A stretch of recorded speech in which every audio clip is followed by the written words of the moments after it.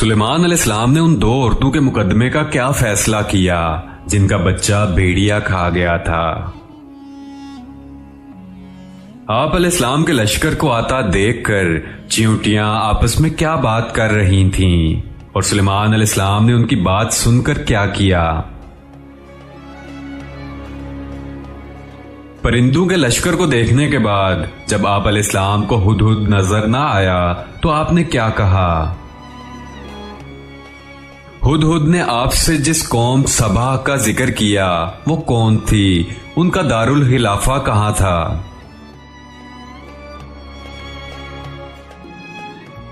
یہ اور اس طرح کے تمام سوالات کے جوابات جاننے کے لیے ہماری آج کی ویڈیو کو مکمل دیکھیں، ہمارے چینل دی لیڈنگ لائٹس کو سبسکرائب کریں اور ساتھ ہی موجود بیل آئیکن کو کلک کریں تاکہ ہماری آنے والی تمام ویڈیوز آپ تک بروقت پہنچ سکیں۔ ناظرین محترم، جیسا کہ ہم آپ کو قصہ سلیمان علیہ السلام کے پہلے حصہ میں بتا چکے ہیں کہ اللہ تعالیٰ نے سلیمان علیہ السلام کو باقی تمام معجزات کے ساتھ ساتھ بہترین فیصلہ کرنے کی صلاحیت سے بھی نوازا تھا۔ پہلی قسط میں ہم نے بتایا کہ کیسے انہوں نے اپنے والد محترم داؤد علیہ السلام کے کیے گئے فیصلے کا بھی ایک اور بہتر حل نکال دیا۔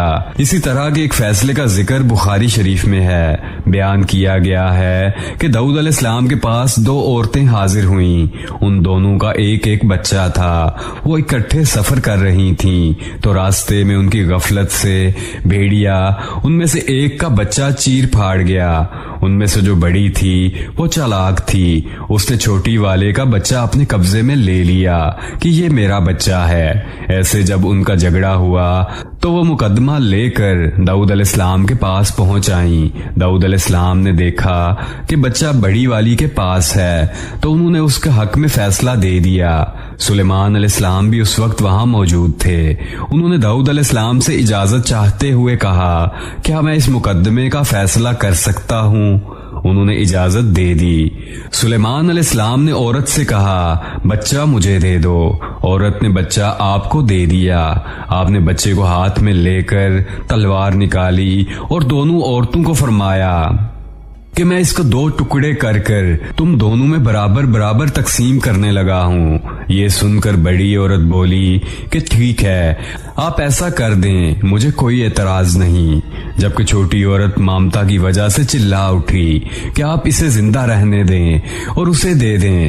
یہ سنتے ہی سلیمان علیہ السلام بول اٹھے کہ تو ہی اس کی ماں ہے جس سے اپنے بچے کے ٹکڑے دیکھنا برداشت نہ ہو سکا، پھر بچہ اسے ہی دے دیا جو اس کی حقیقی ماں تھی۔ سلیمان علیہ السلام کا ایک اور واقعہ قرآن پاک میں آیا ہے۔ اللہ تعالیٰ سورۃ النمل میں ارشاد فرماتے ہیں، اور سلیمان کے سامنے ان کے تمام لشکر جنات، انسان اور پرندوں میں سے جمع کیے گئے، ہر قسم الگ الگ کھڑی کر دی گئی۔ جب وہ چیونٹیوں کے میدان میں پہنچے تو ایک چیونٹی نے کہا، اے چیونٹیوں، اپنے اپنے گھروں میں گھس جاؤ، ایسا نہ ہو کہ بے خبری میں سلیمان اور ان کے لشکر تمہیں رون ڈالے۔ ان تمام لشکروں کو اکٹھا کیا گیا تھا۔ اللہ تعالیٰ نے چیونٹیوں کی یہ بات سلیمان علیہ السلام کو سنوا دی تھی۔ اس کا ذکر اللہ تعالیٰ سورہ نمل میں ایسے فرماتے ہیں، اس کی اس بات پر سلیمان مسکرا کر ہنس دیے اور دعا کرنے لگے کہ اے پروردگار، تو مجھے توفیق دے کہ میں تیری ان نعمتوں کا شکر بجا لاؤں جو تو نے مجھ پر انعام کی ہیں، اور میں ایسے نیک اعمال کرتا رہوں جن سے تو خوش رہے، اور مجھے اپنی رحمت سے نیک بندوں میں شامل فرما۔ ایک روایت میں ہے کہ جیسے اللہ تعالیٰ نے آپ کو پرندوں کی بولیاں اور تمام جانوروں کی بولیاں بھی سکھائی تھیں، ایسے ایک دفعہ آپ کا لشکر جس میں انسان، گھوڑے، جن اور پرندے سب شامل تھے کہیں جانے کے لیے نکلے تو آپ کے لشکر کو آتا دیکھ کر ایک چیونٹی نے اپنی باقی چیونٹیوں کو کہا کہ اپنے اپنے گھروں میں گھس جاؤ، یہ نہ ہو کہ سلیمان کا لشکر تمہیں اپنے پاؤں تلے کچلتا چلا جائے۔ اس چیونٹی کی بات اللہ تعالیٰ کے فضل سے سلیمان علیہ السلام تک پہنچ گئی۔ آپ اس کی بات سن کے مسکرائے اور جب اس جگہ پہنچے جہاں وہ چیونٹی تھیں تو آپ نے اپنے لشکر کو رکنے کا حکم دیا اور خود اس چیونٹی کے پاس رکے۔ اسے پوچھا کہ تو نے ایسی بات کیوں کی ہے کہ میرا لشکر تمہاری باقی چیونٹیوں کو رونتا نکل جائے گا؟ تم نے پہلے مجھ سے کون سا ایسا ظلم دیکھا ہے جو یہ بات کی ہے؟ اس نے کہا، اللہ تعالیٰ معاف کریں، میں نے آپ سے ایسا کوئی عمل نہیں دیکھا، میں نے بس احتیاطاً یہ بات کی کہ اپنے اپنے گھروں میں گھس جاؤ، کیونکہ ہم چیونٹیاں انتہائی چھوٹی چھوٹی ہیں۔ آپ کے لشکر اس راستے سے گزرے گا، ان کے پاؤں یا ان کے گھوڑوں کے پاؤں تلے ہم آ بھی جائیں تو کون سا کسی کو نظر آنا ہے، اس لیے میں نے ان کی بھلائی کے لیے یہ کہا۔ آپ علیہ السلام اس سے متاثر ہوئے کہ اسے اپنے ساتھیوں کا کتنا خیال ہے۔ اس کے بعد آپ نے اپنے لشکر کو تب تک رکنے کا حکم دیا جب تک وہ چیونٹیاں اس راستے سے ہٹ نہ گئیں۔ اس کے بعد اپنا سفر جاری رکھا۔ اس واقعے کے بعد قرآن پاک میں ایک اور واقعہ بیان ہوا ہے۔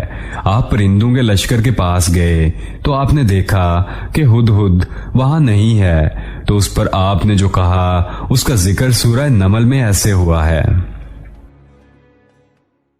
آپ نے پرندوں کی دیکھ بھال کی اور فرمایا، کیا بات ہے کہ ہدہد نظر نہیں آ رہا؟ کیا وہ واقعی ہی غیر حاضر ہے؟ یقیناً میں اسے سخت سزا دوں گا یا اسے ذبح کر ڈالوں گا۔ وہ میرے سامنے کوئی معقول وجہ بیان کرے۔ کچھ زیادہ دیر نہ گزری کہ اس نے آ کر کہا، میں ایک ایسی خبر لایا ہوں کہ آپ کو اس کی خبر ہی نہیں، اور میں صبح کی ایک سچی خبر آپ کے پاس لایا ہوں۔ میں نے دیکھا ہے کہ ان کی بادشاہ ایک عورت ہے جسے ہر قسم کی چیز سے کچھ نہ کچھ دیا گیا ہے، اور اس کا تخت بھی بڑا عظیم ہے۔ میں نے اسے اور اس کی قوم کو اللہ تعالیٰ کو چھوڑ کر سورج کو سجدہ کرتے ہوئے پایا ہے۔ شیطان نے ان کے کام مزین کر کے انہیں دکھلا کر سیدھے راستے سے ہٹا دیا ہے، پس وہ ہدایت پر نہیں آتے کہ اسی اللہ کو سجدہ کریں جو آسمانوں اور زمینوں کی پوشیدہ چیزوں کو باہر نکالتا ہے، اور جو کچھ تم چھپاتے اور ظاہر کرتے ہو وہ سب کچھ جانتا ہے۔ سبا جنوبی عرب کی مشہور تجارتی پیشہ قوم تھی جس کا دارالحکومت مارب تھا، جو کہ موجودہ یمن کے دارالسلطنت صنعاء سے 55 میل شمال مشرق میں واقع تھا۔ اس کا زمانہ عروج معین کی سلطنت کے زوال کے بعد تقریباً 1100 سال قبل از مسیح شروع ہوا، اور 1000 سال تک یہ عرب میں اپنی عظمت کے ڈھنکے بجاتے رہی۔ پھر 115 قبل از مسیح میں جنوب عرب کی دوسری مشہور قوم ہیمیر نے اس کی جگہ لے لی۔ عرب میں یمن اور خضر موت اور افریقہ میں حبشہ کے علاقہ میں اس کا قبضہ تھا۔ مشرقی افریقہ، ہندوستان، مشرق بعید اور خود عرب کی جتنی تجارت مصر، شام، یمن اور روم کے ساتھ ہوتی تھی وہ زیادہ تر انہی سباہیوں کے پاس تھی۔ اسی وجہ سے یہ قوم قدیم زمانوں میں اپنی دولت کی وجہ سے نہایت مشہور تھی، بلکہ یونانی مورخین تو اسے دنیا کی سب سے زیادہ دولت مند قوم کہتے ہیں۔ تجارت کے علاوہ ان کی خوشحالی کا بڑا سبب یہ تھا کہ انہوں نے اپنے ملک میں جگہ جگہ بند باندھ کر ایک بہترین نظام آبپاشی قائم کر رکھا تھا، جن سے ان کا پورا علاقہ سرسبز تھا۔ ان کے ملک کی اس غیر معمولی سرسبزی اور شادابی کا ذکر یونانی مورخین نے بھی کیا ہے، اور سورہ سبا میں اللہ تعالیٰ نے بھی اس کا ذکر فرمایا ہے۔ سبا کے لیے اپنے مسکن میں ہی ایک نشانی موجود تھی، 2 باغ دائیں اور بائیں۔ مطلب یہ کہ سبا میں اس قدر سبزہ تھا کہ کوئی آدمی اگر اپنے دائیں سے بائیں دیکھتا تو اسے ہر طرف سبزہ ہی سبزہ دکھائی دیتا۔ ہدہد نے اپنی غیر حاضری کی یہ وجہ بتائی کہ وہ سلیمان علیہ السلام کے لیے ایک ایسی خبر لینے گیا تھا جن حالات کا انہیں ابھی علم نہیں تھا، اور وہ خبر قوم سبا کی تھی جہاں ان کی بادشاہ ایک عورت تھی جس کا ایک بہت بڑا تخت تھا۔ انہیں اللہ تعالیٰ نے ہر طرح کی نعمتوں سے نوازا تھا، لیکن شیطان نے انہیں سیدھے راستے سے ہٹا دیا۔ وہ اس خدائے واحد کو سجدہ نہیں کرتے تھے جو کہ تمام جہانوں کا مالک اور سب کو پالنے والا ہے، وہ اس کے بجائے سورج کو اپنا معبود بنا کر اسی کو سجدہ کرتے تھے۔ سلیمان علیہ السلام نے جب ہدہد کی بات سنی تو اسے کہا کہ ہم ابھی اس بات کی تصدیق کر لیتے ہیں کہ تم نے سچ بولا ہے یا جھوٹ بولا ہے۔ اللہ تعالیٰ اس کا ذکر سورہ نمل میں فرماتے ہیں۔ سلیمان نے کہا کہ اب ہم دیکھیں گے کہ تو نے سچ کہا ہے یا جھوٹا ہے۔ میرے اس خط کو لے جا کر انہیں دے دے، پھر ان کے پاس سے ہٹ آ اور دیکھ کہ وہ کیا جواب دیتے ہیں۔ ناظرین، یہاں ہمارے سلسلہ دی لیڈنگ لائٹس کے قصہ سلیمان علیہ السلام کا دوسرا حصہ مکمل ہوا۔ اس میں موجود تمام واقعات قرآن پاک، احادیث نبوی اور مستند کتابوں کا مجموعہ ہے۔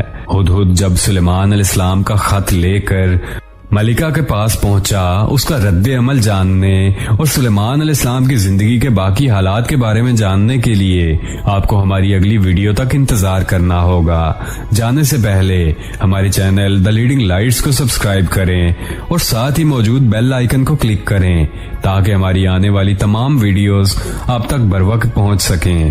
اور ناظرین، ہماری آج کی ویڈیو کے متعلق اپنی قیمتی رائے کا اظہار نیچے موجود کامنٹ باکس میں ضرور کیجیے گا۔ شکریہ۔